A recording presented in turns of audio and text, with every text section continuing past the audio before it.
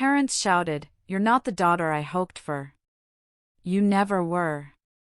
Mom wished she'd aborted me. I smoothed my coat, told them I'd cease existing, and walked away. They later returned when everything around them fell apart, begging for a chance I didn't promise to give. The phone call that night didn't just break me, it vaporized everything I thought I knew about family. It was a single, brutal sentence that cemented decades of neglect and dismissed my very existence. My world had always felt conditional, but suddenly, the foundation beneath me was gone. The air in the marsh that day was cold and damp, clinging to my waders as I collected sediment samples. I was in my element, knee-deep in the important work I loved, miles from the echoing disappointment of my past. Growing up in San Jose, I quickly learned that love could be a transaction. My younger brother, Daniel, was the golden child, athletic, charismatic, everything our parents, Eleanor and Robert, had dreamed of. He played varsity football, dated the homecoming queen, got into UC Berkeley on a partial scholarship. Every Sunday dinner was a quiet celebration of his triumphs, while I sat at the far end of the table, utterly invisible. I was different. Bookish, introverted, passionate about environmental science and wildlife conservation. While Daniel brought home trophies, I brought research papers and volunteer certificates from the local animal shelter. Eleanor would glance at them with a polite disinterest that barely masked her genuine disappointment. Robert was worse, he tried to hide it. He'd pat my shoulder with a forced smile and say, "That's nice, honey," before immediately turning to Daniel to discuss football strategies or business. My father owned a successful commercial real estate firm, and from the time Daniel turned 16, he was groomed to take it over. Nobody ever asked what I wanted. They'd already decided my path didn't align with their vision. High school was tolerable because I found friends who genuinely saw me. College was freedom. I went to UC Santa Cruz for marine biology, funded mostly by scholarships and a small inheritance from my grandmother Agnes that Eleanor couldn't touch. Those 4 years taught me I could exist without their approval. Graduate school reinforced it. By 25, I'd landed a position with the California Department of Fish and Wildlife, focusing on coastal habitat restoration. The work was meaningful, the pay decent, and I was good at it. I published papers, led field teams, secured grants. My supervisor, Dr. Hayes, even told me I had a future in policy if I wanted it. Daniel, meanwhile, graduated from UC Berkeley and joined Robert's firm. He married his college girlfriend, Chloe, in a lavish ceremony where I was relegated to the outer edges of family photos. They bought a house in Walnut Creek with Robert's help, a down payment gift I knew I'd never receive. I didn't resent Daniel. He'd been kind to me in his own way growing up, defending me from bullies, helping with homework when our parents weren't watching. The problem wasn't him. The problem was that in my parents' eyes, there was only room for one child to truly matter, and it had never been me. The breaking point arrived during Thanksgiving when I was 28. I'd been dating Alex for 6 months, a fellow marine biologist who worked for the National Oceanic and Atmospheric Administration, NOAA. We were serious enough that I wanted him to meet my family, foolish enough to believe this time might be different. Dinner was at my parents' house in Midtown San Jose, the same dining room where I'd spent countless holidays feeling inadequate. Daniel and Chloe were there with their newborn daughter, Lily. My Aunt Sharon and Uncle Michael had driven up from Los Angeles. Everyone gathered around the baby, cooing and passing her between arms while Eleanor orchestrated the meal with military precision. Alex and I arrived with wine and flowers. Eleanor accepted both with a tight smile that never reached her eyes. Robert shook Alex's hand with the perfunctory grip he reserved for people he didn't consider important. Dinner conversation revolved around Daniel's recent promotion to senior vice president, Lily's latest preschool achievements, and Robert's plans to expand the business into Arizona. When there was a lull, I mentioned that my team had just secured a $3 million federal grant to restore wetlands along the San Francisco Bay estuary. Eleanor slowly set down her fork. "That's taxpayer money, isn't it?" The table went quiet. I felt Alex's hand find mine under the table. "It's federal funding allocated for environmental conservation," I said carefully. The project will create jobs and restore critical habitat for endangered species. Sounds like government waste to me, Robert said, reaching for his wine. Daniel just closed a deal worth $40 million. Private sector, real growth, actual value creation. My throat tightened. Different types of value. Money is money, sweetheart. Robert's tone was dismissive, the way you'd explain something obvious to a child. You're almost 30. When are you going to get serious about your career? Alex stiffened beside me. She has a doctorate and leads a team of 12 scientists. That seems pretty serious. Eleanor's eyes flickered to Alex with something like disdain. You must be the boyfriend. The one who also works for the government. I'm a federal researcher. Yes, ma'am. How lovely. Her voice could have frozen water. Two people living off taxpayer dollars. Quite the power couple. Sharon tried to change the subject, asking about Lily's first Thanksgiving, but the damage was done. I could feel the familiar weight settling over me, the suffocating awareness that nothing I did would ever be enough. Lily, 5 years old and oblivious to the tension, asked if I wanted to see her drawings. I did. They were beautiful crayon renderings of dolphins and sea turtles. For a moment, I saw a piece of myself in her curiosity about marine life. We made it through dessert before I announced Alex and I were leaving. Eleanor didn't try to stop us. Robert had already moved to the living room with Daniel to watch football. I thought that was it. I thought I'd go home, cry it off, and maintain the shallow relationship we'd established, surface-level pleasantries during holidays, minimal contact otherwise. I'd stopped expecting more years ago. Then Eleanor called 3 days later. I was in the field, knee-deep in marsh, collecting sediment samples, when my phone buzzed. I almost didn't answer. Something made me check. You embarrassed us on Thanksgiving, Eleanor said without preamble.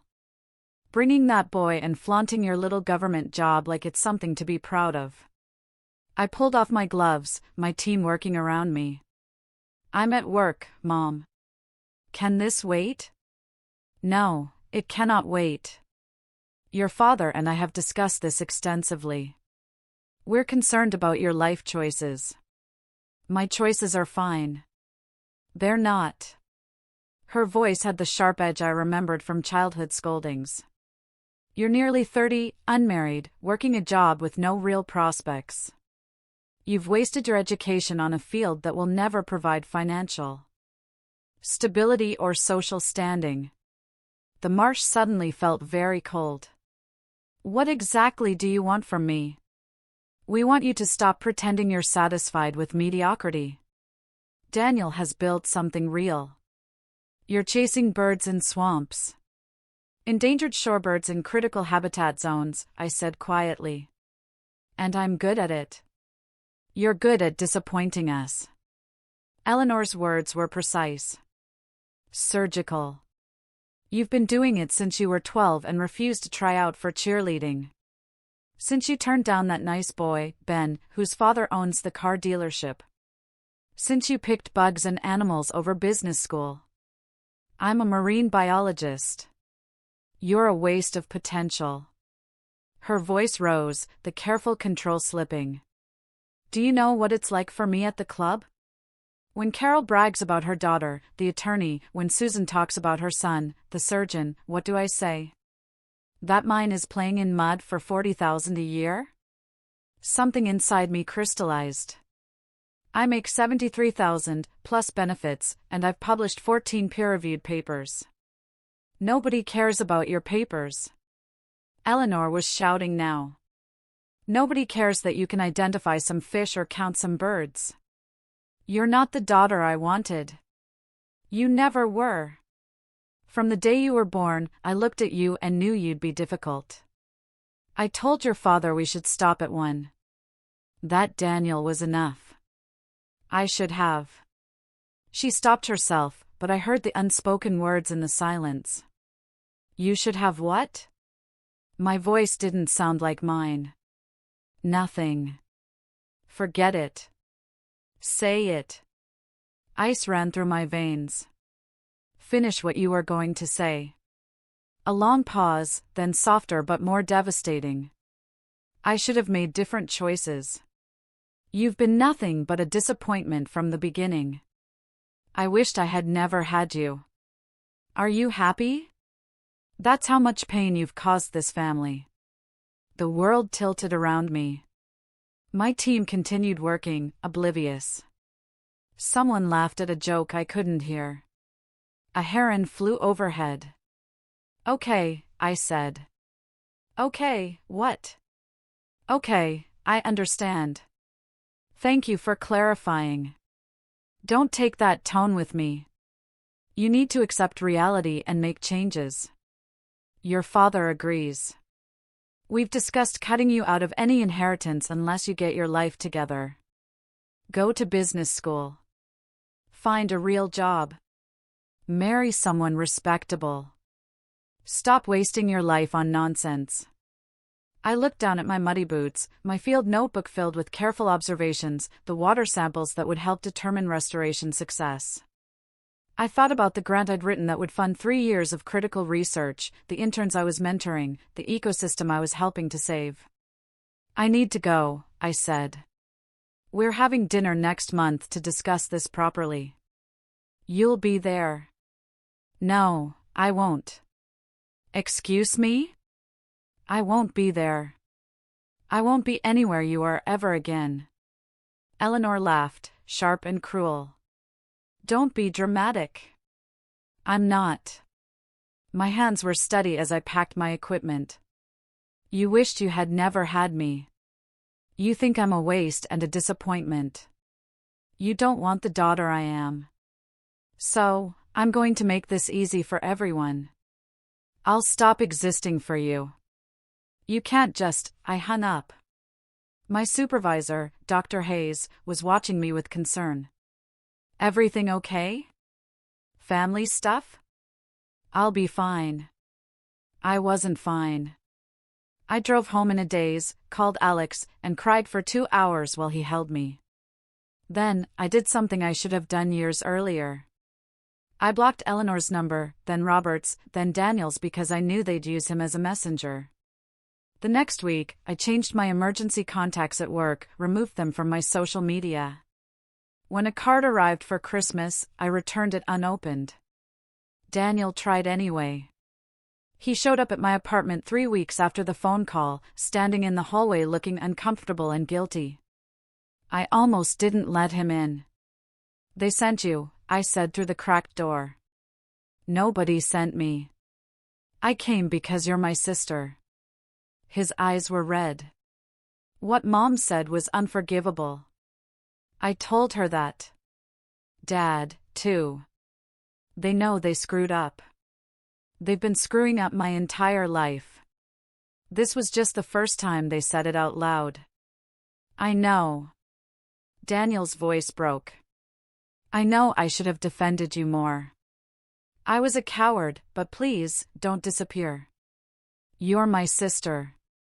The thing about Daniel was that he genuinely believed this. He'd lived in a different house than I had, with different parents. His version of Eleanor was proud and supportive. His version of Robert was engaged and encouraging. He'd witnessed my mistreatment, but never fully understood it because it hadn't been his reality. I love you, I told him. But I can't have them in my life anymore. And if you're going to be their messenger, I can't have you either. I'm not their messenger. I'm your brother who's scared of losing you. You should have thought about that before you let them make me invisible for 28 years. I closed the door. He knocked for 5 minutes before leaving. I sat on the floor of my apartment and cried until my throat was raw. Alex stayed through all of it. Even when I woke up crying at 3 a.m., even when I canceled plans because I couldn't face pretending to be okay, he understood what it meant to be judged for choosing passion over profit. January brought a job offer that changed everything. The Scripps Institution of Oceanography wanted me to head their new coastal conservation program. Better pay, more resources, a prestigious institution. I'd be working with some of the best marine scientists in the country. I accepted within a week. Alex got a transfer to NOAA's Southwest Fisheries Science Center in Encinitas. We moved together to a small house in Carlsbad with a view of the ocean, close enough to my work near the Big Sur coast, far enough from San Jose that running into family was impossible. The move itself was liberating. I packed up my apartment and realized how little I actually owned that connected me to my childhood. A few photos of Daniel and me as kids, my grandmother Agnes's necklace, some books from college. Everything else was mine alone, untainted by memories of disappointment. Our new house needed work, but that made it perfect. Alex and I spent weekends stripping wallpaper, painting rooms in colors we chose together, planting native gardens that would attract local wildlife. Every improvement felt like a declaration of independence. This was ours. Nobody could walk through and judge it. Nobody could compare it unfavorably to Daniel's professionally decorated showcase. My team at Scripps was everything I'd hoped for. 15 researchers, 5 support staff, and a budget that let us actually accomplish meaningful work. My first project involved mapping eelgrass beds along the Central Coast and developing restoration protocols for degraded habitats. The data we collected would inform policy decisions affecting thousands of acres of marine habitat. Dr. Maya Sanchez became not just a colleague, but a genuine friend. She'd grown up in a similar family dynamic, the disappointing daughter who chose archaeology over law school. We'd share coffee in the lab and swap stories about family dysfunction, laughing at the absurdity of parents who couldn't see value outside their narrow definitions. My mother once told me I was wasting my PhD, Maya said one morning, examining sediment cores. She said, I should have become a paralegal like my cousin because apparently spending my life uncovering human history is less valuable than filing legal documents. Did you cut her off? Limited contact. I see her twice a year and let her believe I'm a teacher because it's easier than explaining what I actually do. She looked at me curiously. You went full scorched earth, though. That takes guts. It was survival. Staying connected was slowly ending me. Do you regret it? I thought about that. No. I regret that it was necessary. I regret that I didn't have the parents I deserved, but cutting them off? That was the healthiest thing I've ever done. Work filled my days with purpose. I'd arrive at the lab by 7 o'clock, spend hours analyzing data, reviewing grant proposals, mentoring graduate students who reminded me of my younger self, passionate, uncertain, hungry for validation from someone who understood their calling. I gave them what Eleanor never gave me, genuine interest in their work, constructive feedback, encouragement that wasn't conditional on fitting someone else's vision. One student, Ben, came to me in tears halfway through his first year. My parents say marine science is a dead-end field. They want me to switch to engineering. I saw myself in his face. What do you want? I want to study coral reef restoration. I want to spend my life helping ecosystems recover from human damage, but they say that won't pay my bills. Ben, I said, I own my house outright at 31. I consult for state and federal agencies. I've published papers that have influenced international policy. Your parents are wrong about the field. The question is whether you're strong enough to prove it to them. He stayed. Last I heard, he'd secured a prestigious fellowship studying Caribbean reef systems. His parents still didn't understand, but he'd stopped needing them, too. For the first time in my life, I stopped waiting for approval that would never come.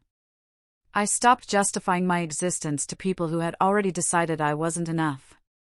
I built a life from scratch, surrounded by people who valued expertise over appearances, conservation over consumption. The work was extraordinary. I led a team of 20 researchers, secured funding from private foundations and government agencies, published papers that were cited hundreds of times. At 30, I was invited to speak at international conferences. At 31, National Geographic featured my work in a documentary about coastal restoration. The documentary changed things in ways I hadn't anticipated. Suddenly, strangers recognized me at conferences. Universities invited me to give lectures. My inbox filled with interview requests from science journalists and environmental podcasts. The visibility was uncomfortable at first. I'd spent my life being invisible, but I learned to use it strategically. Every platform became an opportunity to advocate for conservation funding, to highlight the work of my team, to demonstrate that environmental science was both meaningful and viable as a career.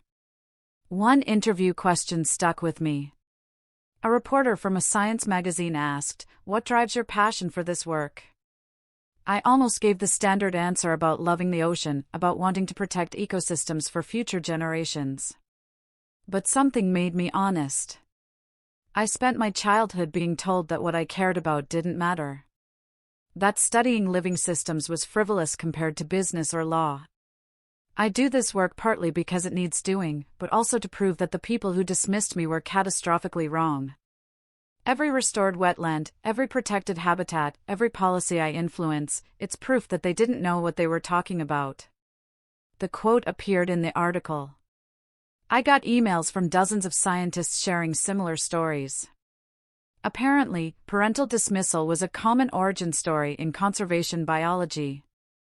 Alex proposed on the beach where we'd collected our first samples together. Small ceremony. Close friends. My colleague Dr. Maya Sanchez was maid of honor. No family from my side. It hurt less than I'd expected. The ceremony took place at sunset on a quiet stretch of beach near our house. 20 people gathered on the sand, colleagues, friends from graduate school, Alex's parents and sister who'd welcomed me into their family without reservation. His mother had cried when we told her about my parents, not with pity, but with anger on my behalf. "You deserved better," she'd said simply. "But you found it anyway." That takes strength most people never develop. I wore a simple dress, carried native wildflowers Maya had gathered that morning. No elaborate production, no drama, just two people who'd found each other in marsh mud and built something real. When the officiant asked if anyone objected, there was a moment of silence that felt weighted. Part of me had irrationally worried that Eleanor or Robert would somehow appear, would ruin this, too. But the beach remained peaceful, the waves providing soft background music, and we said our vows without interruption. Afterward, we had dinner at a local restaurant, drinks and laughter and stories. Alex's father gave a toast about finding partners who challenge you to be better. Maya made jokes about our terrible field fashion sense. Nobody mentioned my absent family. It was the best day of my life. Our honeymoon was a research trip to the Florida Keys. 2 weeks studying marine iguanas and collecting data that would supplement our coastal adaptation models. We worked alongside local scientists, learned from indigenous conservation approaches, and spent evenings watching sea lions play in the surf. Some people might have thought it was a strange honeymoon, but it was perfect for us. We were building our marriage on a foundation of shared purpose, and that felt more romantic than any beach resort. Professional success followed personal happiness. At 31, I was offered a position on California's Coastal Commission, advising on environmental policy. A salary came with it, $140,000 annually, plus consulting fees that pushed my income well past what Daniel had been making at Robert's firm. I bought a house, not a McMansion in suburbia, but a beautiful Craftsman in Laguna Beach with native landscaping and solar panels, a 10-minute walk from the ocean. I'd saved aggressively, invested carefully, and paid cash. No mortgage, no debt, no one to answer to. The house had been built in 1924, weathered but solid. It needed updates. The electrical was ancient, the plumbing questionable, but the bones were gorgeous: hardwood floors, built-in bookshelves, a fireplace with original tiles, a yard that backed on a protected greenbelt where deer came to graze. In the evenings, Alex and I renovated it ourselves over 6 months. I learned to tile, to install light fixtures, to refinish floors. Every improvement was intentional: energy-efficient windows, low-flow fixtures, reclaimed wood countertops. We turned the backyard into a native plant paradise: California poppies, coastal sage, lupins that attracted butterflies. A small vegetable garden where we grew tomatoes and herbs. The day we moved in, I stood in the living room and cried. Not from sadness, but from the sheer weight of accomplishment. I was 32. I owned a house. I had a career I loved, a husband who respected me, financial security. I built it alone. Everything Eleanor said I'd never achieve, I'd exceeded. Sometimes I'd walk through the rooms and imagine what she'd say. Would she critique my furniture choices? Would Robert comment that the house was too small, not impressive enough? Would they compare it unfavorably to Daniel's larger place? Then I'd remember they didn't get an opinion. This house existed in a world they couldn't touch. The irony wasn't lost on me. My parents had wanted financial success and social standing. I'd achieved both on my own terms, in a field they dismissed as worthless. Life was good, better than good.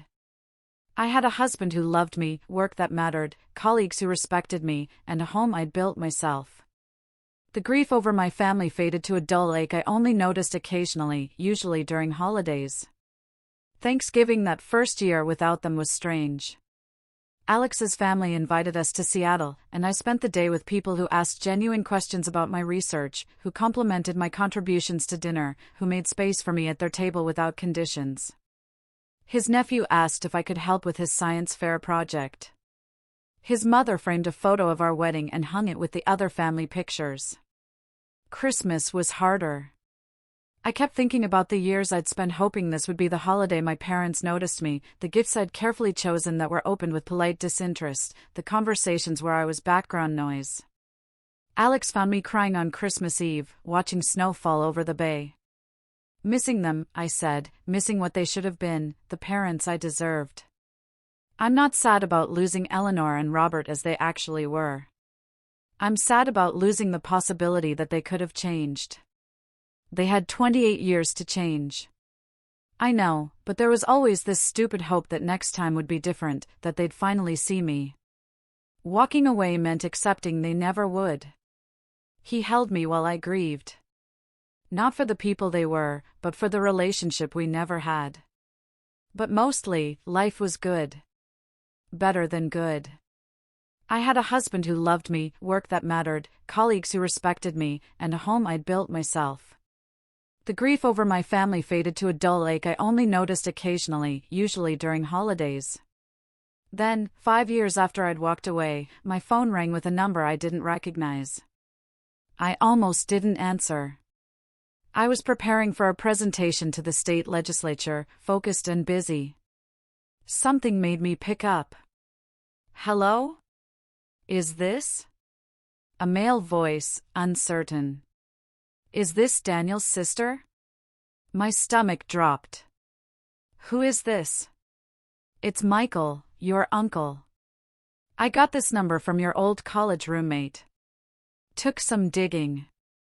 I sat down slowly. Why are you calling? It's about your parents. Your mom, especially. She's... Look, there's no easy way to say this. She's sick. Cancer, stage 4. She's been in treatment for 8 months and it's not working. The doctors say maybe 6 months left. The floor seemed to shift beneath me. I see. And Robert, your dad, had a massive stroke 3 months ago. He's partially paralyzed. Needs full-time care. The medical bills are crushing them. I stared at my presentation notes, not seeing them. That's terrible. Daniel's doing what he can, but there are complications. The business, the commercial real estate market collapsed in their sector. Some bad investments, over-leveraged properties, then the stroke meant Robert couldn't manage things. They've lost most of their assets. The house is mortgaged to the ceiling. Eleanor's treatment isn't fully covered by insurance. Why are you telling me this? Michael's sigh was heavy. Because they need help. Family help. Daniel's maxed out his resources. And Eleanor, she's been asking for you. Says she wants to see you before she dies. The woman who wished she'd never had me wanted to see me. I felt nothing. No satisfaction, no grief, just a vast emptiness. Tell her no, please. Michael's voice cracked. I know what happened. Sharon told me about that phone call, about the things Eleanor said. It was unforgivable, but she's dying. She's your mother. She stopped being my mother when she told me I shouldn't exist. People say terrible things they don't mean. She suffered for it. They both have. Losing you, it's haunted them. Eleanor cries about it. Robert, even after the stroke, he mentions you. They made mistakes. Mistakes are forgetting a birthday or missing a recital. What they did was deliberate cruelty over decades. Please, just think about it. They're at San Mateo General Hospital in San Jose. Room 412. Eleanor is there full-time now. They can't afford home care anymore. He hung up before I could refuse again. Alex found me an hour later, still sitting at my desk, staring at nothing. What's wrong? I told him everything. He listened without interrupting, then pulled me close. What do you want to do? I don't know. The honesty felt strange. Part of me feels like I should visit. She's dying. But part of me remembers being 13 and crying because she forgot my birthday while planning Daniel's party. Remembers being 22 and having her tell me my graduation didn't matter as much as Daniel's engagement. You don't owe them anything, Alex said quietly. They chose this. You were a child who needed parents, and they failed you repeatedly. The fact that they're suffering now doesn't erase that. She's dying. Lots of people die. Some of them are terrible parents. I almost laughed. That's dark, but true. He cupped my face in his hands. I'll support whatever you decide, but don't go because you feel obligated. Don't sacrifice your peace for people who destroyed it repeatedly. I thought about it for 3 days. On the 4th day, I made a decision. I drove to San Jose alone. The hospital was depressing in the way all hospitals are, but San Mateo General had the particular grimness of a facility serving people who couldn't afford better care. I'd researched it, a county hospital, overworked staff, outdated equipment. Room 412 was in the oncology ward. I stood outside for 10 minutes before entering. Eleanor looked like a stranger. The vibrant, critical woman I remembered had been replaced by someone hollow and gray. She'd lost at least 40 pounds, her skin papery thin, her hair gone from chemotherapy. An oxygen tube ran under her nose. Robert sat beside her in a wheelchair, the left side of his face drooping, one arm curled uselessly in his lap. They both stared when I walked in. Hello, I said. Eleanor made a sound, half sob, half gasp. You came? Oh, God, you came. I stayed by the door. Michael called me. I'm so sorry. Tears ran down her face. I'm so sorry for everything. I was wrong. I was so wrong about you. About everything. Robert tried to speak, but the words came out slurred. Eleanor translated, her voice breaking. He says he's sorry, too. We both are. We were terrible parents to you. We see that now. I looked at them. These broken people who'd once seemed invincible in their certainty that I was insufficient. You told me you wished you had never had me. Eleanor sobbed harder. I didn't mean it. I was angry and stupid. And I've regretted those words every single day since. When you disappeared. When you blocked us and moved away, I understood. I deserved it. But it's killed me. Not the cancer. Losing you is what's killing me. You didn't lose me. You threw me away. I know. Her voice was barely a whisper. I know I did. I was so focused on what I wanted you to be that I couldn't see who you were. You were always so smart, so passionate about your work. You were good and kind, and I treated you like you were worthless.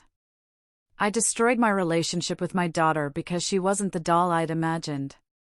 Robert made more sounds. Eleanor nodded weakly. He says he's proud of you. We looked you up online. We've been following your work. The Coastal Commission, the papers, the documentary. You're extraordinary. You became everything we should have helped you become, and you did it without us. I felt something twist in my chest, but I wouldn't let it surface. Is that why you wanted to see me? To tell me you were wrong, now that I've achieved the success you claimed I never would? No. Eleanor reached toward me with one skeletal hand. I wanted to see you because you're my daughter, and I love you. I've always loved you, even when I was too broken to show it properly. I wanted to apologize before I die. I wanted you to know that every terrible thing I said was a lie I told myself because I was too proud and too stupid to accept that you were perfect exactly as you were. I'm not perfect. I'm just myself. That's what makes you perfect. She was crying steadily now. Please. I know I have no right to ask anything, but could you maybe visit again? Could we have some time before I die? I want to know you. The real you, not the daughter I tried to force you to be. I looked at Robert, who was also crying, tears running down the paralyzed side of his face. I looked at the small room with its cheap flowers and get-well cards from Daniel and Chloe. I looked at the medical equipment keeping Eleanor alive, the fluids pumping chemicals into her veins that weren't working. They'd lost everything. Money, health, status, security. The life they built on judgment and material success had crumbled, and in the ruins, they'd found regret. I don't know, I said finally. I don't know if I can do that. I understand. Eleanor's voice was fading. But please know that I'm sorry. That I wish I could go back and be the mother you deserved. That you were always enough. You were always more than enough. I left without promising anything. Drove back to Carlsbad in silence. Walked on the beach until dark. Alex was waiting when I got home. How was it? Sad. I leaned against him. She apologized. She says she's proud of me now. That she was wrong about everything. How do you feel? Empty. Not satisfied. Not sad, just empty. He held me while I processed. Eventually, I said, they want me to visit again. To have a relationship before she dies. Do you want that? I don't know. Part of me feels like I should forgive them. They're suffering. She's dying. But forgiveness feels like erasing everything they did. Like saying it's okay that they damaged me for decades because they're sorry now. Forgiveness isn't an eraser, Alex said quietly. It's just deciding that their damage doesn't control you anymore. You can forgive them without giving them access to you. You can acknowledge their regret without sacrificing your peace. I spent the next 3 days barely functional. I'd go through the motions at work, reviewing reports, attending meetings, responding to emails, but my mind was elsewhere. Maya noticed. You okay? You've been quiet. I told her everything. She listened without judgment, then said something that shifted my perspective. When my grandfather was dying, he wanted to apologize for how he mistreated my mother when she was a child. He'd found religion, wanted forgiveness so he could die in peace. She refused to see him. Everyone called her heartless. But you know what she told me? He wants absolution so he can feel better about himself. My peace requires him not being in my life. His deathbed doesn't erase decades of trauma, and his comfort isn't my responsibility. What happened? He died. She didn't go to the funeral. She slept better than she had in years because she chose herself over his need for redemption. Maya squeezed my hand. You don't owe dying people forgiveness. You don't owe anyone access to you, regardless of their circumstances. If seeing them helps you heal, go. If it reopens wounds you've worked hard to close, stay away. But don't go out of obligation. That conversation helped, but it didn't make the decision easier. I thought about that for weeks. During that time, Daniel reached out through work channels, desperate, emotional emails begging me to visit our mother, describing her decline, the pain, the regret that consumed her. He apologized too, for not standing up for me more, for being complicit in my erasure. Michael called twice more. Sharon sent a letter. Even Chloe tried to reach me, saying Lily asked about me sometimes, the aunt she'd never met. I received updates through these channels. Eleanor's cancer was aggressive. She had maybe 3 months now. Robert had developed pneumonia from being bedridden. Their medical debt was over $600,000. The house would be sold to cover it. Daniel was trying to rebuild the business, but it would take years. They'd built an empire on shifting sand, and it had swallowed them. I made my decision 2 months after that first hospital visit. I drove to San Jose on a Saturday morning, this time with purpose. The hospital room was more crowded. Daniel was there with Chloe and Lily. Sharon sat beside Eleanor's bed. Robert looked worse, his breathing labored. They all looked up when I entered. Lily, 10 years old now, stared with wide eyes. "Hi," I said. Eleanor struggled to sit up. "You came back." "I did. I stayed near the door. I've thought a lot about everything. About what you said, what you did, all of it. I'm so sorry." I held up a hand. "Let me finish. You spent my entire life making me feel inadequate. You compared me to Daniel constantly. You dismissed my passions, my career, my choices. You told me I was worthless. You said you wished you had never had me. Those things damaged me in ways I'm still working to heal." Eleanor was crying silently. Daniel looked at the floor. "But you were right about one thing. I'm not the daughter you wanted. I never was. I'm better than that daughter. I'm someone who builds instead of destroying. I create value that isn't measured in dollars. I help endangered species survive. I educate future scientists. I contribute to something larger than myself." I took a breath. "I came here to tell you that I've forgiven you." Eleanor sobbed. Robert made anguished sounds. "I forgive you because carrying anger was hurting me, not you. I forgive you because I've built a life so good that your opinions of me don't matter anymore. I forgive you because you're small, broken people who couldn't see past your own limitations, and I feel sorry for you." "Thank you," Eleanor whispered. "Thank you so much." But my voice was steady. Forgiveness doesn't mean reconciliation. I forgive you, but I won't have a relationship with you. I won't visit again. I won't pretend we're family. You had 28 years to know me, and you chose not to. I won't give you my last months just because you're dying. That ship sailed 4 years ago. Please, Daniel said, please don't do this. She's our mother. She's your mother. She stopped being mine when she told me I shouldn't exist. You got the parents you needed. I didn't. That's not my fault, and it's not my responsibility to fix it at the end. I looked at Eleanor, really looked at her. I hope your last months are peaceful. I hope you find whatever redemption you're looking for, but you'll find it without me. I understand. Eleanor's voice was barely audible. I understand, but please, could you tell me about your life? Just a little, so I can die knowing who you became. I considered leaving, but something made me stay. Made me talk for 15 minutes about my work, my husband, my house by the ocean. I told them about leading the Coastal Commission, about testifying before Congress, about the documentary that had reached millions of people. I told them I was happy.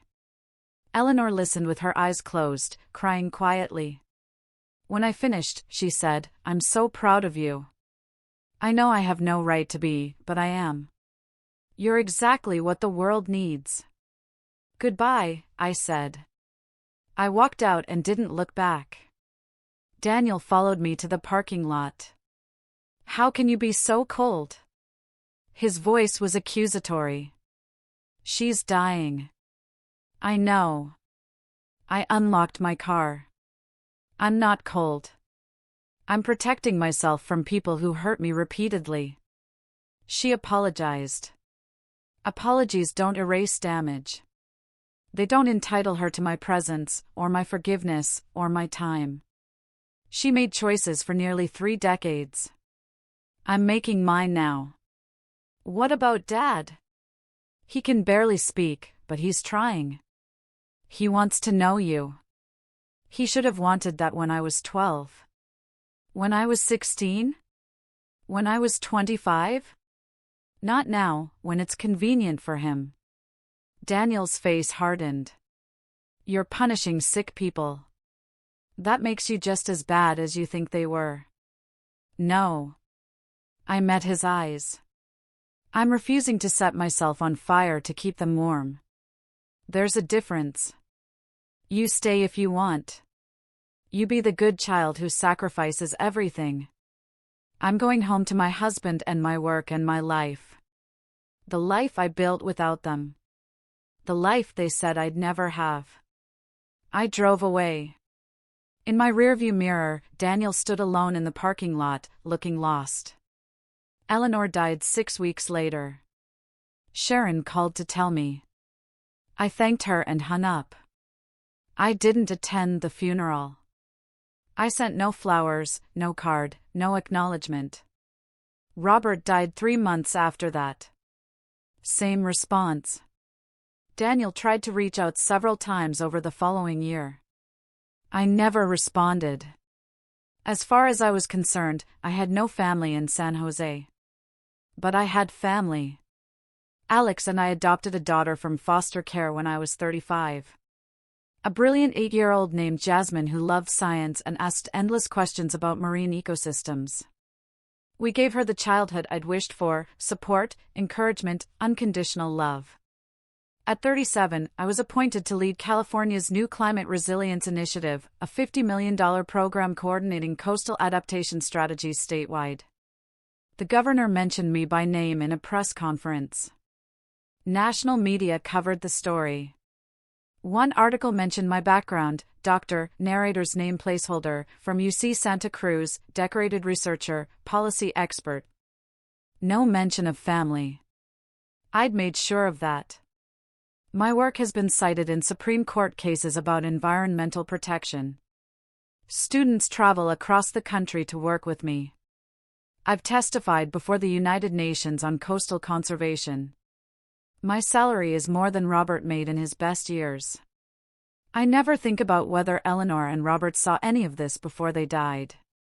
Their approval stopped mattering the day I walked away. Sometimes I wonder if I should feel guilty. If I should have given them the deathbed reconciliation they wanted. If forgiveness should have looked different. But then I come home to Jasmine showing me her science project. To Alex planning our next field research trip. To the view of the ocean I've worked so hard to protect. I see the life I've built from nothing, with no help from people who should have been my foundation. And I know I made the right choice. They wanted me to stop existing. So I did, for them. And in that absence, I became more than they ever imagined possible. The daughter they didn't want became the woman they could never be. Someone who builds instead of destroys. Who creates value that outlasts any bank account. Who chose meaning over money and found both. I don't need their posthumous pride. I don't need their deathbed apologies. I don't need anything from them. I have everything I need. I built it myself. What would you have done?